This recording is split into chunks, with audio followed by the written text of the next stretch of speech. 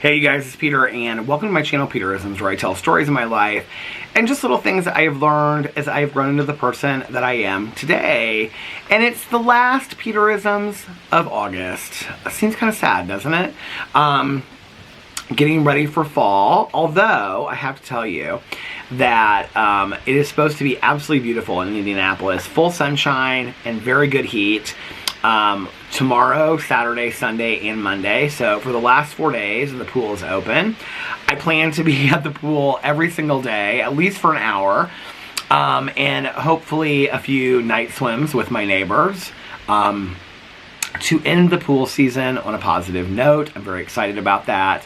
I have a lot of TV shows that I want to watch this weekend. I want to maybe binge watch and finish the entire Fear the Walking Dead season. I'm currently in the middle of season 6. I have season 7 and season 8 to finish it.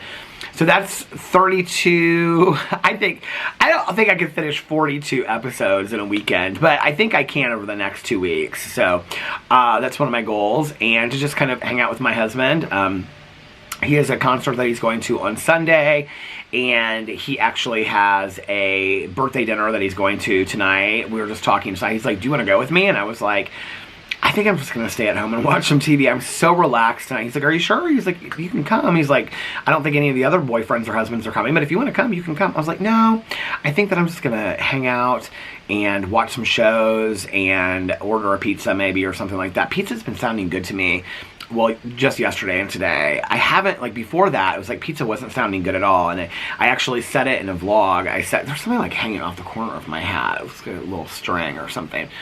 But I was saying in my vlog that I used to eat pizza a lot, and now pizza hardly ever sounds good to me. And ever since I said it in that vlog, pizza sounded good to me. Okay, so for the last Peterisms video of August, the unofficial end of summer, I brought with me the 2 Melody Beatty books. I haven't even looked at any of these meditations, so I don't know what they say, but I brought the 2 Melody Beatty books with me, Language of Letting Go and Journey to the Heart. I also brought, that's my recovery one, I also brought A Time to Be Free, Daily Meditations for Enhancing Self-Esteem. And you can, some of these are so like worn and weathered. I've had them for so long and used them for so long. You see this one's like the cover is bent and stuff. I think my dad and my stepmom gave me this one. Yep. He said, my dad calls me Pete. Welcome back. We love you. So, love this one. And then this is the one that I just talked about, the assignments in here the other day. And this is The Soul's Companion, Connecting with the Soul Through Daily Meditations by T. and Dayton, PhD. And this is the one that my mom gave to me and I gave to her. So, well, let's start with this one today. I actually have, I don't know why I need 3 pairs of reading glasses out here, but I have 3 pairs of reading glasses out here. None of them are my new ones. I've been saving my new ones to, oh, I know what I'm going to do tonight. I'm going to be watching a live eviction of Big Brother. I've been saving my new ones just to watch my shows late at night. Okay, let's get to August 31st. Oh, I just opened right to it. August 31st, Elevation. I will reach above and beyond myself today. I will move upward into my spirit nature. Why should I wait for life to happen to me? For some other person to take responsibility for making my life what it can and should be. I am the person to whom my life has been given. Just as parents are given children to nurture and help grow, I have been given my own life. I will give birth to me. I will care for myself and lead myself toward good things. I will treat my own life with the love and sweet attention that I would give to my own child. Do you hear like all the sounds outside? There's people riding down the street on their bikes, and there's somebody mowing the lawn outside. It's beautiful out tonight. I will treat my own life with the love and sweet attention that I would give to my own child. In this sense, I am my own child and my own parent. If I don't take care of me, who will? Who can? I am the only one who's with me 24 hours a day. I know me. I am my own best companion. I will attend to my needs with care and devotion. Listen to my pains and my dreams. I will guide myself responsibly and lovingly toward what will help me to grow and change in positive ways. I am willing to grow with me. Make no more giants, God, but elevate the human race at once. Robert Browning. It's a really good meditation as a reminder for me.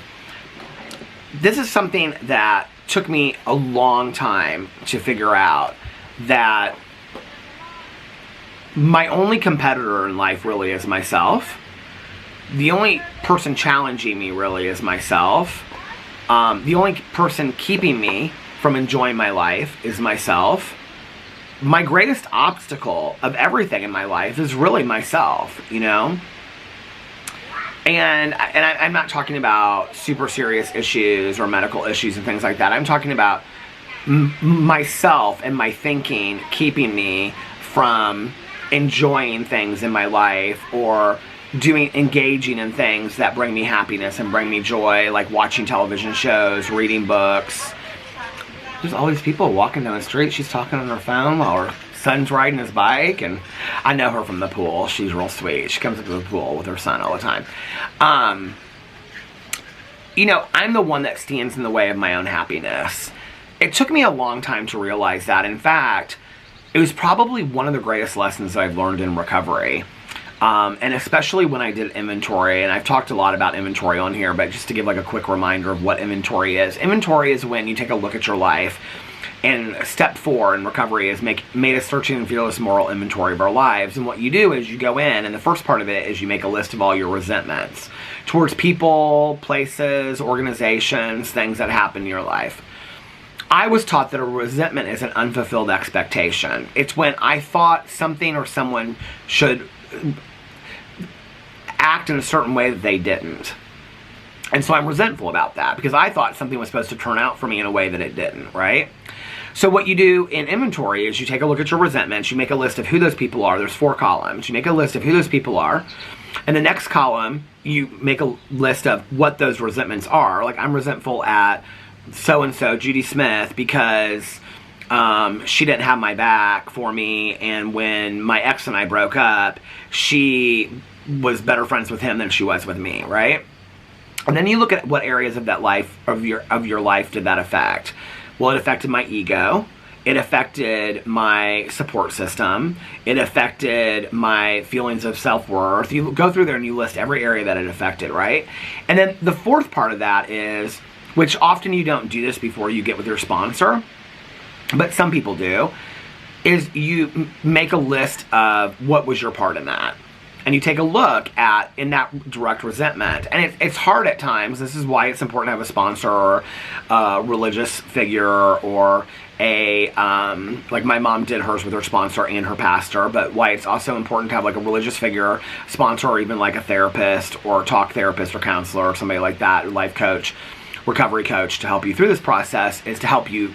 Because a lot of situations we have what's called justifiable anger. We have legitimate reasons why we should be resentful of, you know, traumatic experiences that happened in our life that we don't really have a part in. What I had to kind of look at in my life was that maybe my part was not in what happened, but maybe my part is in how I was responding to it today. Was I choosing not to work on those issues? Was I choosing to use those as excuses for why I couldn't be happy in my life? Was I using those as excuses to say, well, I can't have good things, I can't have nice things? Was I using those for excuses to act out? But mostly for me it was that I was unwilling to work through those issues with a professional, you know? And that's why my sponsor recommended for me a lot of things about like getting outside help and working on things. And that's what we call it in recovery, is outside help. And that's the fourth part of that. But when you're not talking about super serious traumatic issues, your part in that could be like, for example, with the example I gave, with a friend that maybe betrayed you and stayed better friends with your ex than you, that maybe my part in that was, did I ever tell that person how I felt? You know, did I ever set appropriate boundaries, or did I just continue to let them walk all over me? Or did I ever, you know, share with them my feelings of what hurt and what didn't? Did I explain to them fully, you know, whether I wrote a letter or whether I talked to them directly, which, you know, is always recommended. But did I do anything with that, or did I just sit on that resentment and stay angry? And so there's a lot of different things that you can have that can be your part in that, right?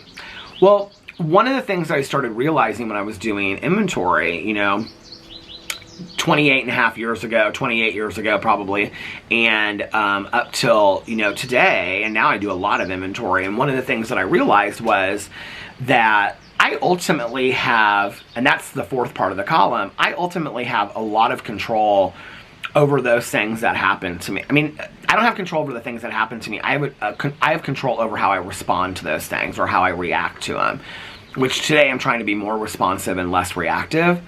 But I have a choice in how I address those situations. I have a part in that. And often my part is, how did I address those things, right? Well, when I started realizing that, what I realized was I had spent so much of my life blaming other people, blaming situations, blaming the unfairness of the world on why I didn't have relationships, why I didn't have this job, why I didn't have this car, why I didn't have this house, why I didn't have this, you know. And I can remember this woman that I used to work with back in the day, when people would say to her something about, well, that's not fair, like a decision that she would make, she would say, you would not want life to be fair. If life were fair, you might be living in some third world country with no clean water to drink and no food to eat. You know, like, that could be fair if we look at the world in a fair perspective. And I always remember her saying that, you know, because it really kind of was a shock to my system. I thought, well, we don't really know what fair is, you know. And then it made me start appreciating my life more. But what I also realized through doing inventory was that ultimately I can't control what other people do or say, but I can control how I respond to that. I can control what I let in. I can control my level of happiness on, you know, whatever. I can control whether I choose to see somebody professionally, whether I choose to give everything to my sponsor and talk to my sponsor. I can choose on whether I want to be a spiritual person or not. I can choose whether I want to read books or whether I want to listen to music. I can choose on whether I want to be productive, you know. It's interesting, you know, when you work for yourself, as I do, because, you know, I sit at home. I can sit at home and I can make no videos in a day. Or I can sit at home and I can, you know, and I've said this often in other videos, that like once I make one video, then I want to make 6, you know. And I'm starting to fade, and so my next video is going to be my vlog, and then we're going to shut it down for the day, because I've been, like, making really long videos today. And so, but I love that, right? And for me, I think that when you realize that not just in a work environment, but in your own life, you are your own boss in every aspect, then you ultimately, like I said, you can't control the things that happen to you, you know? What's the Viktor Frankl book? As a Man Thinketh, I think, that my dad gave me years ago. If it's the book that I'm remembering correctly, not confusing it with another book, it's about a Nazi concentration camp survivor, and what he learned was that every day they would walk, he and one of his friends, or he and one of his family members, to the chambers, right? But he ended up surviving ultimately. And what he realized was, they can take away my clothes, they can take away my hair, they can attempt to take away my dignity, but they cannot take away my thoughts of who I am inside. They cannot take away who I am innately inside. They can't take that away from me, right? And it's such a powerful lesson when you realize that you ultimately have total control over who you are and what you think, you know? And so, for me, what it made me realize was, I can't blame my unhappiness on other people. I'm solely responsible for that. And if I'm not happy, or if I have issues that are standing in the way of that I need to seek professional help for, then I better do that if I want to live the best life that I possibly can. If I want to continue to grow and change, I better work with my sponsor. I better work with my therapist. You know, if I've got medical issues, I should probably talk to my doctors and try to get those settled, you know, which is why a couple years ago I was like, I'm going to the doctor, I'm going to the dentist, I'm doing all these things, I'm getting these things taken care of, right? Because I wanted to be able to live my best life possible. And ultimately, it all came down for me. It wasn't like I was waiting for my mom to make a dentist appointment for me, you know, at 50 years old. Those things rested on my shoulders. It's a powerful thing to realize that you are in control of your own life. Maybe you're not in control of things that happen to you, like losing and keeping jobs, but most of the time we are. But like if people are laid off and stuff that happens, no, you're not.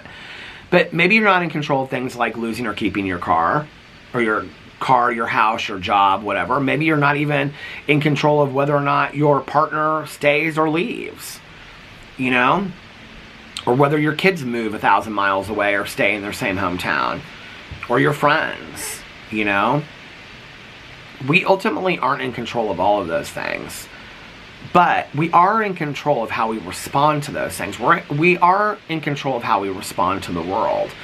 We can respond to the world in anger, which I've done many times, and I try to save now for things I'm very passionate about.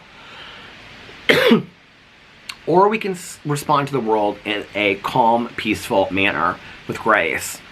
And I have learned that the calmer I respond to the world, the more the world listens. Especially if I save those angry moments. People seem to respond to that and be like, wow, like, okay. But when you're angry all the time, like I used to be, people always just saw anger, so it was nothing new to them, you know?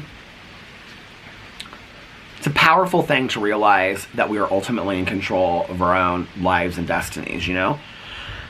And that I realized, after much work and much time, that I was ultimately the one standing in front of my own happiness.